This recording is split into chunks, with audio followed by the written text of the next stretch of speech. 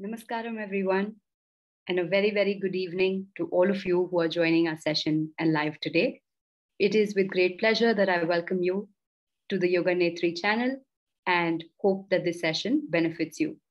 So, in today's session, we will be taking you through over some practices which help you increase your immunity as well as increase the lung capacity.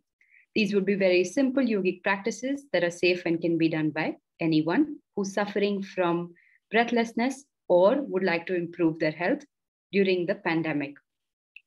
I will be sharing my screen to take you over certain practices now.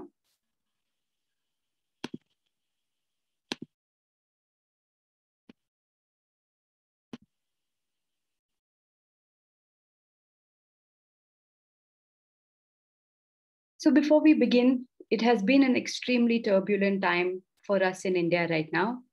Many of us with our families, immediate families, extended families are going through immense amount of suffering, pain, and loss.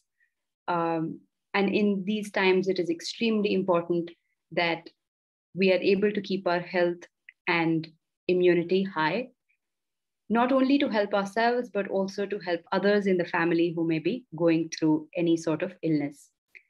So the practices that we will learn today are directed towards improving our health through increasing the lung capacity as well as immunity. I hope and genuinely wish that all of these practices are able to help you and your loved ones pass through this pandemic with ease and grace. With your permission, I would like to give you a short introduction about myself. My name is Abhaya. I am the founder of Yoga Netri. We started Yoga Netri in 2016, and with over 5 years of experience of teaching yoga across India and America, I have been teaching practices like Surya Kriya, Surya Shakti, Yogasanas, Angamardana, Bhuta Shuddhi, meditation, chanting, and pranayam. There are a lot of food and nutrition workshops also that we conduct online regularly. Our training has been conducted from Isha Foundation, which has over 1,750 hours. And this has been done under the guidance of Sadhguru himself. With this, I hope that we can begin the session. Before we start, there are a few guidelines to best improve the receptivity of the session. So it is best that you're seated in a cross-legged posture. So you can sit in Sukhasana where your legs are crossed. Try and keep the back unsupported, that is away from the wall or the chair if possible. If you think you can physically not sit in a cross-legged posture, it is okay to sit in a chair as well during the session. Now, when you're seated, make sure that you're keeping your palms facing upward like this and gently place it on your thighs, in the center of your thighs. You can keep them relaxed but facing upward. Now, it's also important that once you've started the session, that you go through the entire session completely. This will ensure that you reap maximum benefits from the practices taught here. Lastly, it is extremely important that you keep your devices turned off. Any device that can be put on airplane mode or turned off is preferred. So we will now, with these guidelines, begin the session.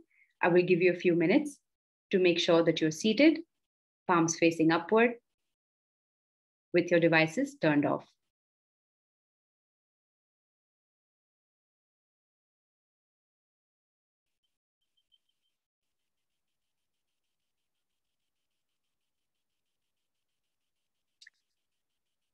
I hope you're ready.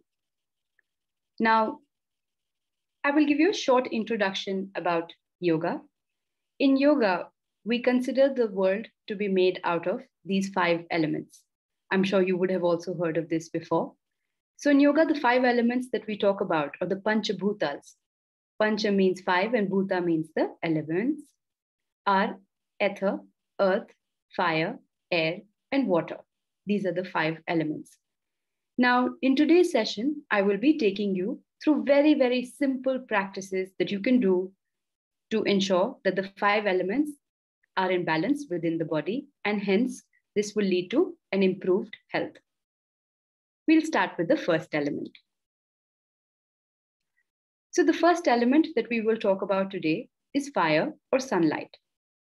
Now, the sunlight has enormous benefits in the human system, but also is something that sustains all life on our planet. Now, we can use the sunlight that is there for us in certain ways. I will speak about these two methods today. So the first method is sun gazing. As soon as you wake up and the sun is rising at that time, you can gaze at the sun. Make sure that your eyes are gazing directly at the sun. You can keep your palms together like this if you wish, and hold a sense of devotion and gratitude within your heart for the life source and the energy that you receive from the sun. Now, you can gaze at the sun for 10 to 15 minutes. If you wish, you could also chant any chant that you feel like. Some people are comfortable chanting the Gayatri Mantra at this time. You could do this 11 times or more. Now, after you're done sun gazing, you can gently rub your palms this way and then cup your eyes and cover it completely like this. Take your palms fully across your face and the rest of the body, allowing the energy, light from the sun to be received by the body. This is the first practice. The second practice is that of sunbathing. Now, a few guidelines for sunbathing. When you're sunbathing, the entire body, including the parts which are usually covered by your clothes, should be exposed to the sun's light. Now, when you're exposing your body to the sun, you should ensure that it is only the light of the sun that is on the body. As soon as you start to feel the heat of the sun or the body begins to get warm or hot, you should come away or come into the shade. Now, when you're sunbathing, make sure that the front part of the body is fully covered with the sunlight. You can turn to the side on either sides, the back, and continue this process for about 10 to 15 minutes or until the body becomes extremely warm. Now, another thing to keep in mind is that you can keep your head covered in the shade. You can keep the head in the shade and the rest of the body in the sun. Or if there is no shade available, you can cover the face with a damp cloth when you are sunbathing. Now, sunbathing can be done anytime during the day, just as long as the rays of the sun do not begin to warm up the body. These are two very simple practices that you can do to receive the energy and the light of the sun and charge your system from the fire element. We will now move on to the next element. The next element that we will talk about is earth. Now, there is a very, very powerful connection that we have with Mother Earth. Walking or running barefoot on the earth for 15 minutes daily has enormous benefits for the body. I would prefer it that if you can actually run for 15 minutes barefoot, if you think this is not possible for you physically or given the conditions where you are, then walking barefoot is also equally beneficial. Now, if you're unable to walk or run or connect with the earth barefoot, if you're suppose living in a high-rise building or this is not possible for you right now due to quarantine or for any other health physical reasons, then another very simple method that you can use is involving yourself in the process of gardening. Whether it is small microgreens that you can grow, or it is, let's say, just methi, spinach, coriander, sprouts, anything like that, that you can connect to the earth with. You could have pots inside your house. Make sure that you use your hands and you dip them completely in the soil. Engage with the element of earth when you're doing the process of gardening. This also has enormous benefits. Now, connecting with the soil, trees, garden, and nature has a deep healing effect on the body and also synchronizes the body to the natural clock. These are simple methods that you could incorporate in your day. Now, even if you are a yoga practitioner, walking and running for 15 minutes has great benefits for the body, and I would highly recommend all of you to try it. Now, moving to the next element, which is ether. We're going to talk about ether or space, as it is known as in the Panchabhutas, through the process of fasting. Now, when you are not consuming something in food into the system, what happens in the body is space. Space is created because of non-ingestion of any meal. Now, I'm going to take you over ideally how to fast.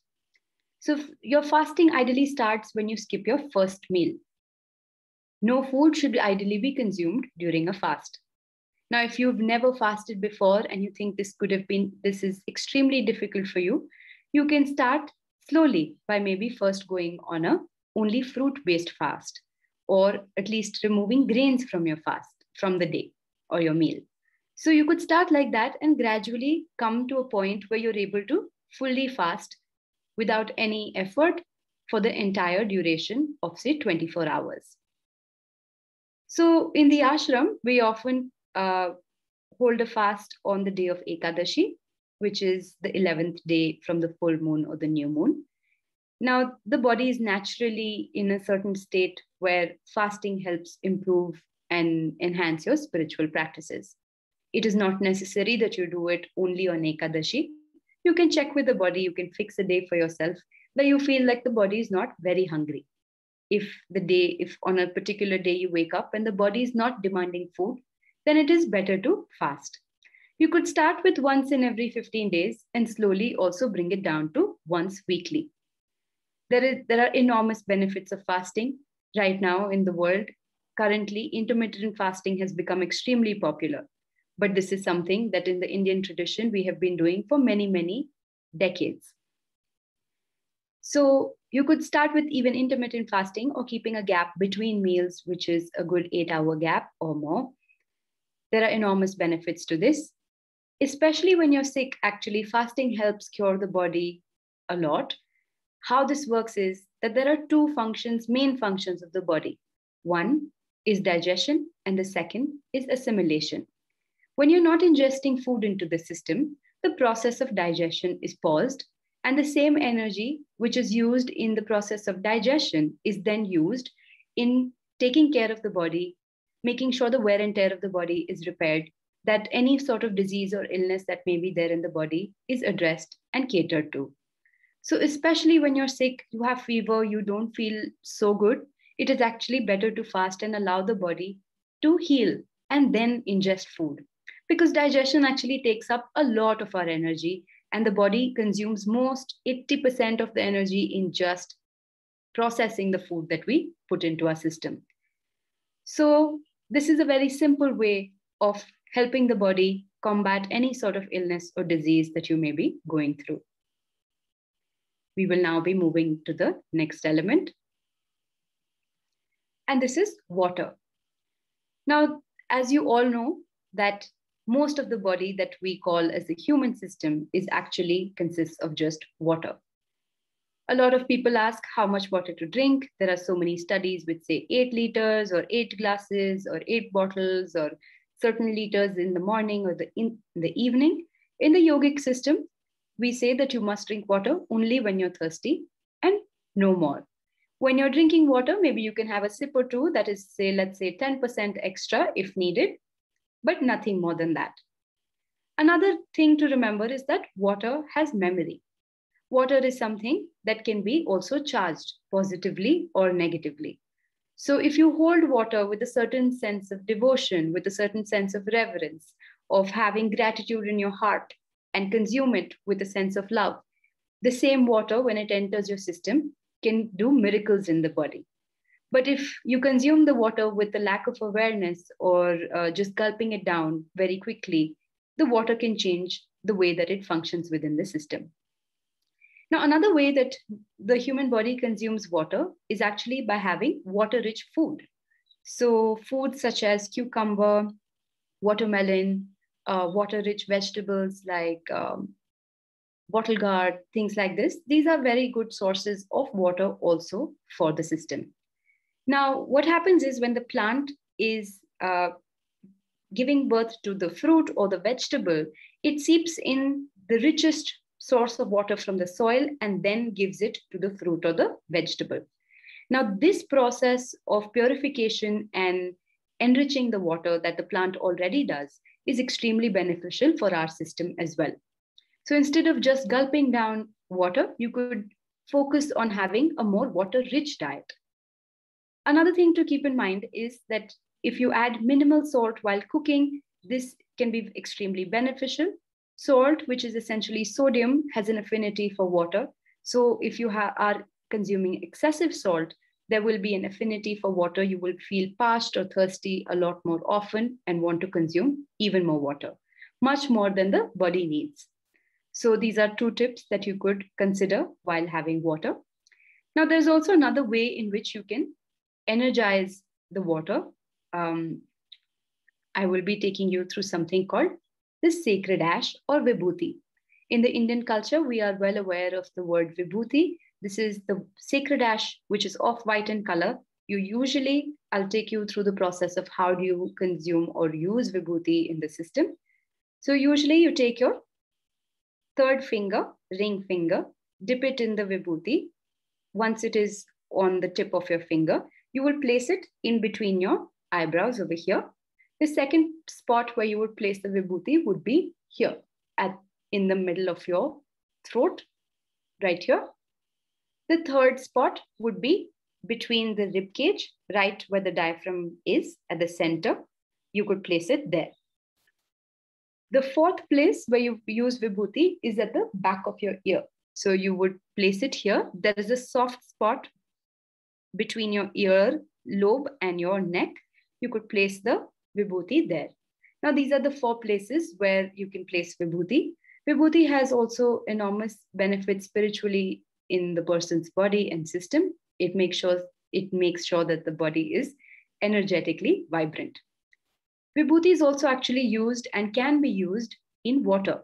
So on the right-hand side, you see this elliptical shaped form. This is known as Jeevarasam. Jeevarasam is something which is available at the Isha Shopee or in the ashram. You can order it online as well. Now, the top part of the Jeevarasam is actually, it's something which is screwed in and you can open it up.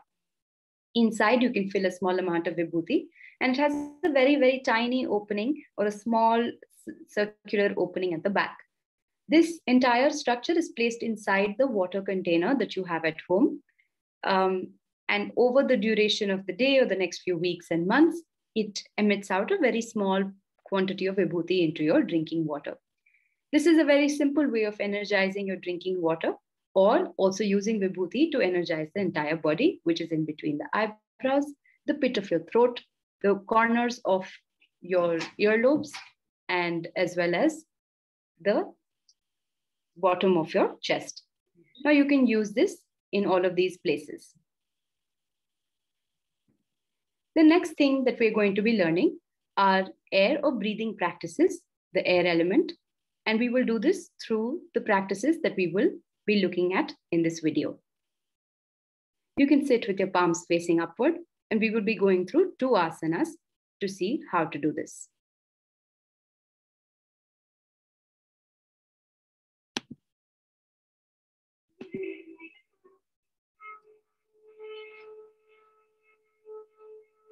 There is an asana, a yogic posture, which is called as Sashtang. The significance of this posture is that you touch 8 points of your body to the ground and hold it there. In this posture, the lung, particularly the lung, functions in a certain way. There are various aspects to it, but we are talking about enhancing oxygen levels in the system. The entire pulmonary system functions in a unique way in this asana. This is one of the most common asanas, which has gotten distorted in many ways in common use, where almost every devotee is supposed to go into this posture, but due to lack of instruction and understanding, people are just lying down on the ground. Here is a proper demonstration of Sashtang, or touching 8 points of your body to the ground, holding it that way and breathing slightly deeper than normal. Here, the forehead, chest, 2 hands, 2 knees, and the big toes are on the floor, heels together, holding it this way. The breath will naturally become in a slightly exaggerated way. Hold it that way, if possible, 6 to 7 minutes. Otherwise, start with 3 minutes. After you have done this for 6 to 7 minutes, relax your body so that the entire body touches the floor and get into what is called as Makarasana. If you're a male person, keep right hand on top of the left hand. If you are a woman, keep left hand on top of the right hand. Put your forehead on top of it and just let your body relax for 3 to 4 minutes. And then move your right leg in such a way that the thigh is at right angles to the body, and below the knee is also at right angles to the thigh part of your leg. And turn your head to the right, eyes closed, normal breathing, and relax into this posture for 3 to 4 minutes. And do the same on the other side. Turn your head to the left side, get your left leg into that posture where it is almost like you're sitting on a chair. That is, your thigh is at right angles to the rest of the body, and below the knee, the shin and the calf muscle is also at right angles to the thigh, and your head is looking towards the left, placed upon your palms. And relax into this posture for 3 to 4 minutes. And once again, go into Sashtang for 6 to 7 minutes. You can do a cycle like this 3 times at a time. And you can do it 4 to 5 times in a day, especially because most of you are wearing masks right now. The danger of decreased oxygen levels, even without infections, can happen because of this. If you do this 4 to 5 times in a day, this regimen, your oxygen levels will definitely be up. And follow this with Simha Kriya so that your immune system will function much better. There is substantial medical evidence today to show that it actually works like this. Many universities have invested their research into this. So don't go on debating this. Just put this into action. It is not an absolute cure or a preventive, but we must understand our health is not an absolute either. Our health is a consequence of many incremental steps that we take. Please take this step at these pandemic times and ensure, to whatever extent possible, that you do not become a victim, nor do you become a spreader. Namaskaram and thank you. Simha Kriya. Ancient yogic techniques are known to have many benefits for the body, mind, and energies. Sadhguru offers Simha Kriya, a simple but powerful yogic practice to boost the immunity and enhance our lung capacity. Sadhguru will be giving the instructions. It is important that you receive these instructions properly. Please dedicate the next 10 minutes exclusively for this process. Please do not attempt the practice while watching the video. First, listen to the complete instructions and then attempt the practice on your own. So this is a simple practice. For those of you who do not know any other powerful process, one thing is it will enhance your lung capacity. Another thing is it'll enhance your immunity. And above all, if you can do it today, if you can do it for next 5 days, and suddenly one day you're not able to do it, this means definitely you've got some respiratory problem. It doesn't matter what it is, you must have yourself checked if you suddenly find you're not able to do it. What it involves is that you have to fully stretch your tongue out with your mouth fully open and then breathe as powerfully as possible without jerking the abdomen, but powerful pushing in and pushing out, both inhalation, exhalation, 21 times. And when it is done, you roll up your tongue upward. Push it as further back as you can. You don't have to use your hands. This is not a good time to use your hands.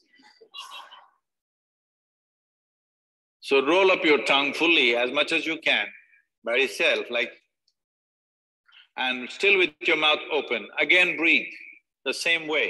Inhalation, exhalation as powerfully as possible, but you must get the sound by making a constriction in your throat like this.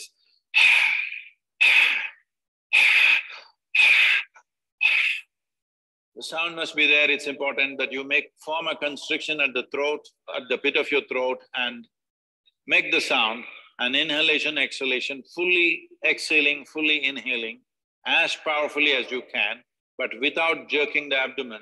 Another 21 times with the tongue rolled up. Throughout the whole process, you have your eyes closed.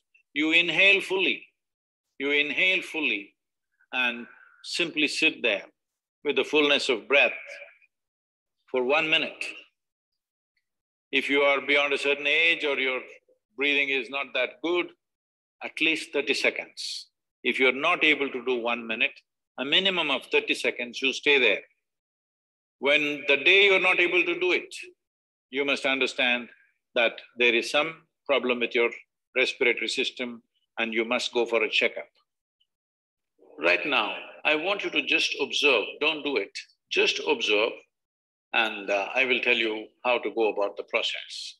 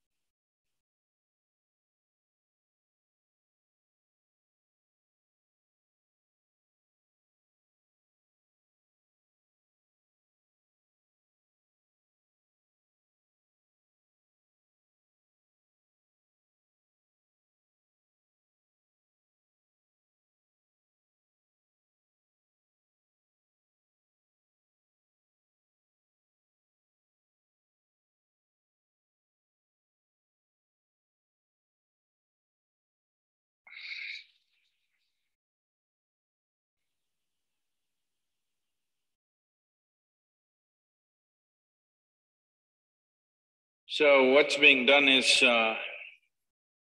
one has to sit in a cross-legged posture, whichever way you can, whatever your body permits, and then use both the arms to push it up in such a way that your rib cage lifts off the diaphragm region, fully pushed up, and now extend your tongue fully out.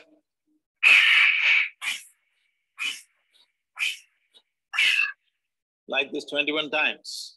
When it's done,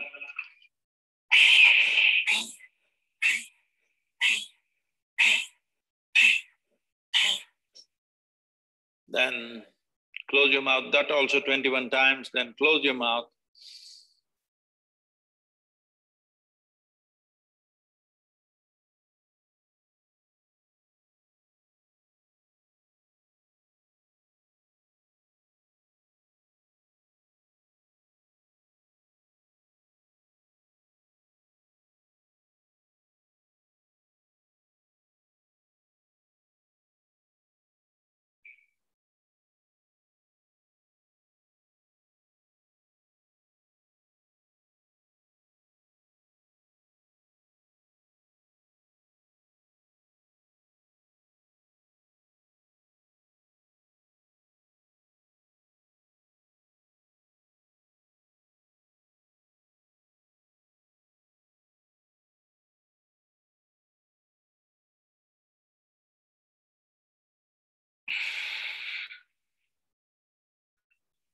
You exhale with your mouth closed, making the sound at the pit of your throat by creating a constriction.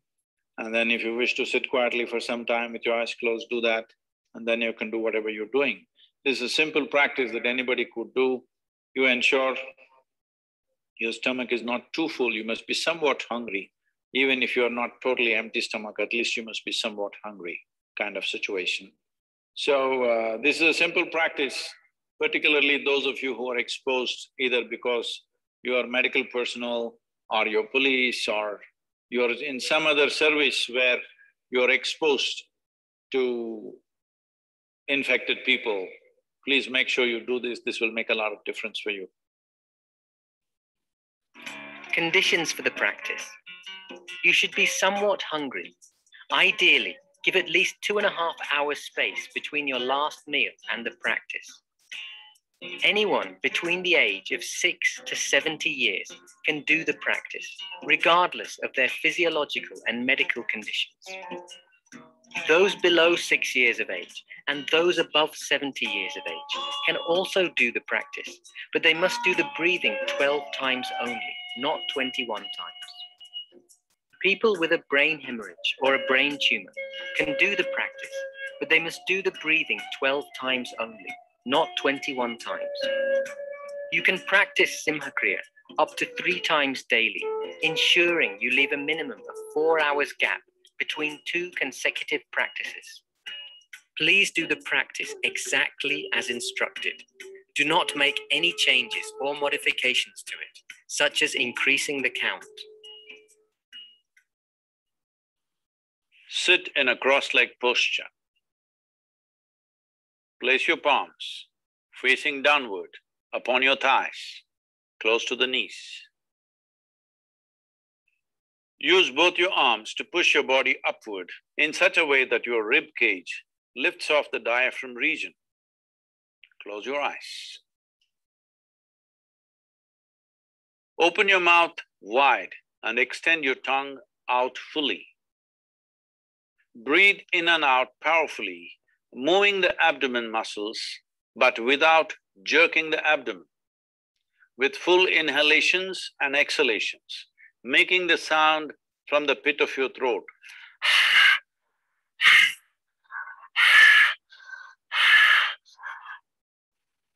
Do this 21 times.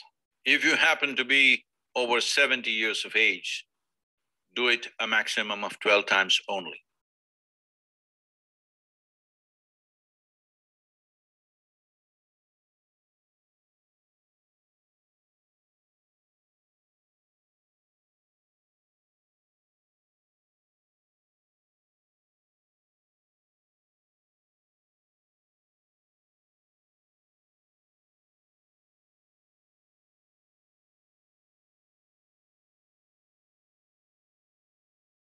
Roll your tongue upwards, push it as far back as you can towards the uvula. With an open mouth, breathe the same way, inhalation and exhalation as powerfully as possible, making the sound from the pit of your throat. Do this 21 times. If you happen to be over 70 years of age, do it a maximum of 12 times only.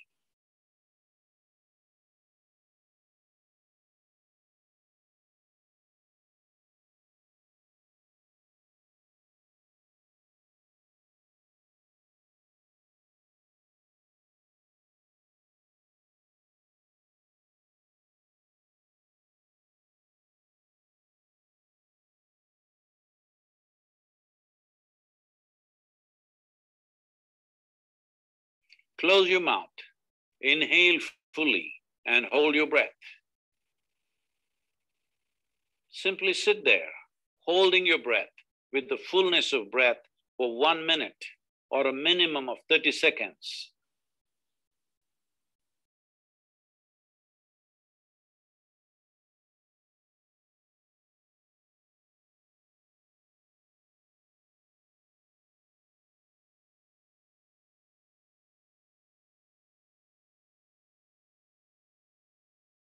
Hold your breath as long as it's comfortable for you.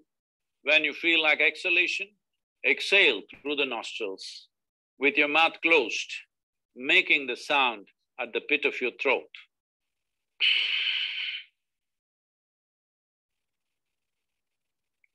You can sit there quietly for some time and open your eyes when you feel like it.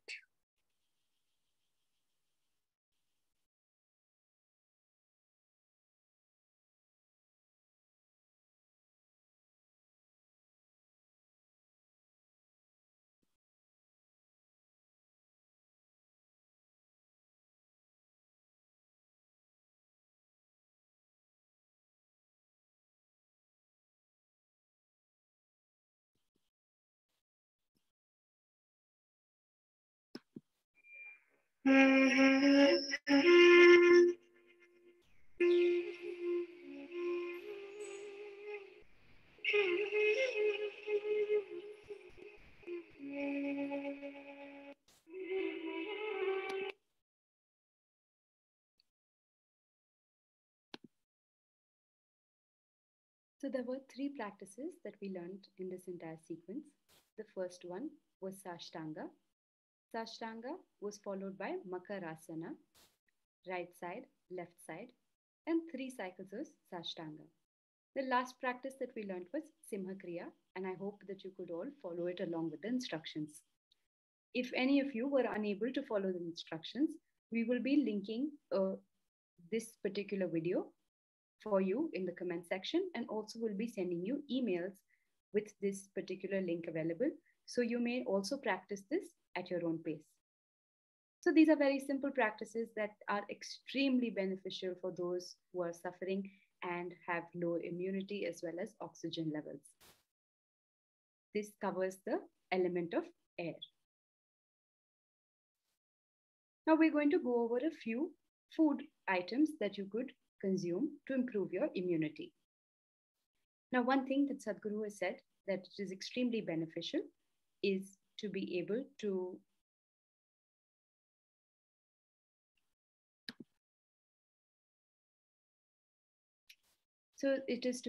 consume amla and black peppercorn, which is soaked in honey.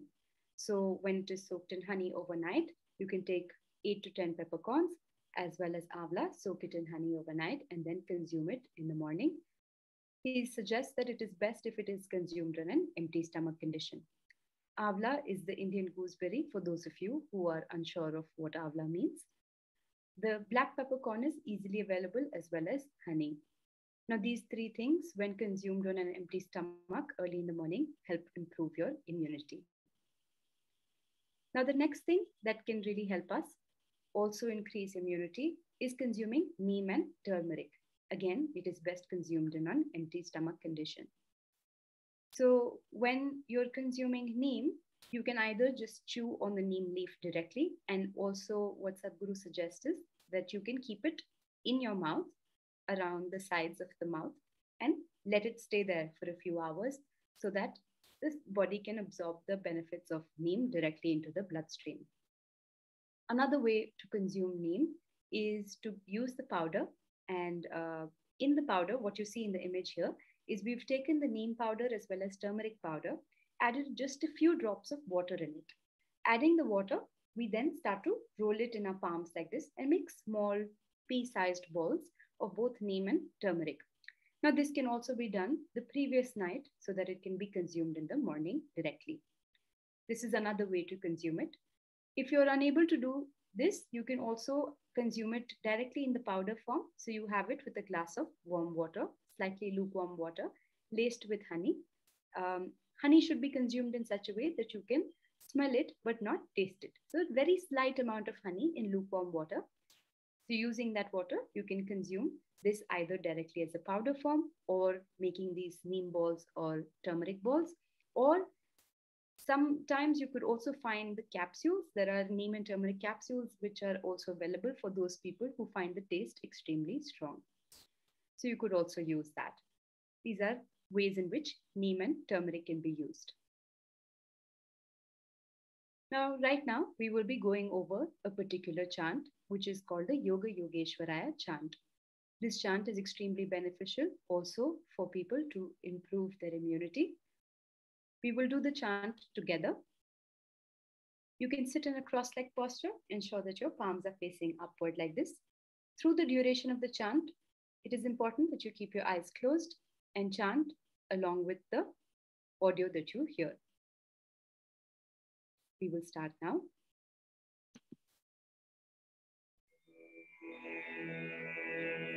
Yoga yoga yogesvaraya bhuta bhuta bhutesvaraya kala kala kalesvaraya shiva shiva sarvesvaraya shambho shambho Mahadevaya. Yoga yoga yogesvaraya bhuta bhuta bhutesvaraya kala kala kalesvaraya shiva shiva Sarvesvaraya Shambho Shambho Mahadevaya Yoga Yoga Yogesvaraya Bhuta Bhuta Bhutesvaraya Kala Kala Kalesvaraya Shiva Shiva Sarvesvaraya Shambho Shambho Mahadevaya Yoga Yoga Yogesvaraya Bhuta Bhuta Bhutesvaraya Kala Kala Kalesvaraya Shiva Shiva Sarvesvaraya Shambho Shambho Mahadevaya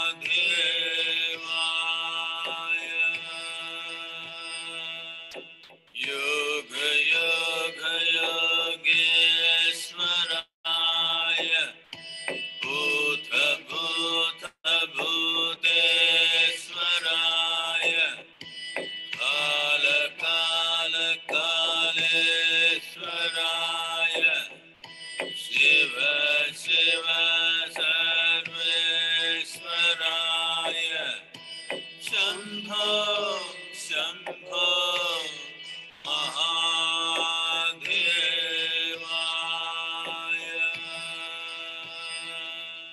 Yoga Yoga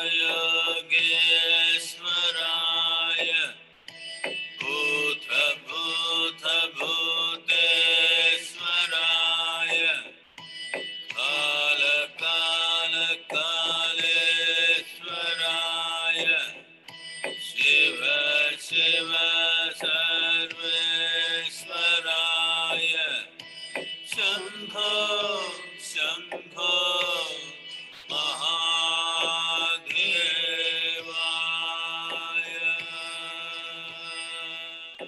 Yoga Yoga Yogesvaraya Bhuta Bhuta Bhutesvaraya Kala Kala Kalesvaraya Shiva Shiva Sarvesvaraya Shambho Shambho Mahadevaya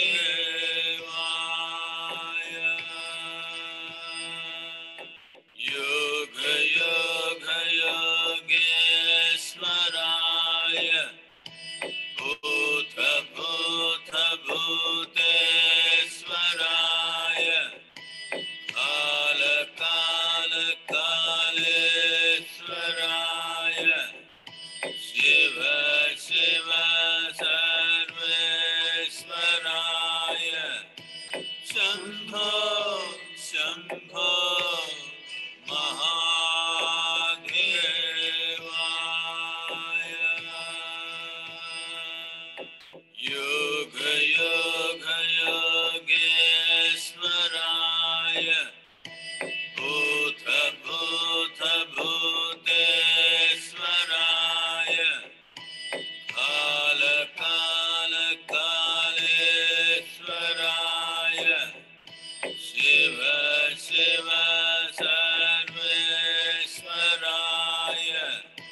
Shambho, Shambho, Mahadevaya.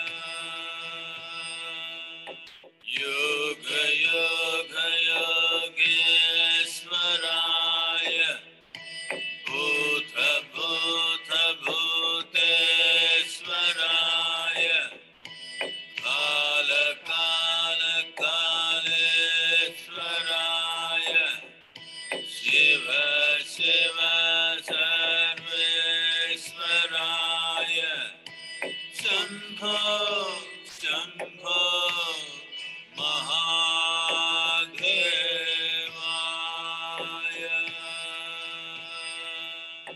Yoga Yoga Yogeshwaraya, Bhuta Bhuta Bhuteshwaraya, Kala Kala Kaleshwaraya, Shiva Shiva Sarveshwaraya, Shambho Shambho Mahadevaya.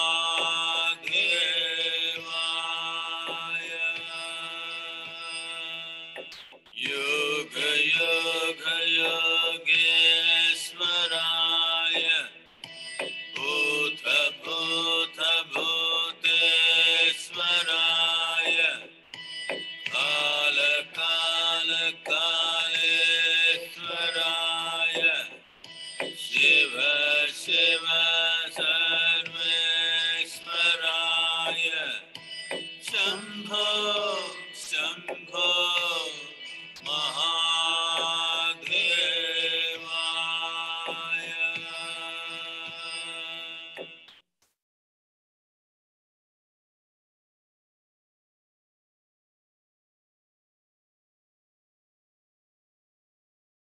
So this is the Yoga Yogeshwaraya chant. This can be done 21 times or even more. You could do this for 20 minutes, 40 minutes, as much as is needed.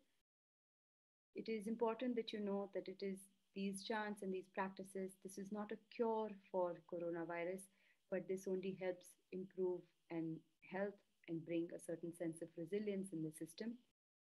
We have found that these practices have greatly helped people, those who have been positive. There are results from doctors, from patients, and so many millions of volunteers across the world who have done this practice and spoken to us, sharing their experience of recovery. I genuinely hope that these practices in this session was very helpful for you. Please do share it with your friends and family.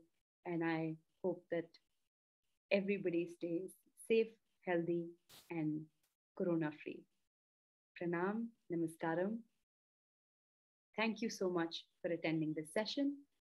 Again, if you liked what you saw and if you feel like this was helpful for you, you can follow us on the social media platforms. We are with the name Yoga Netri.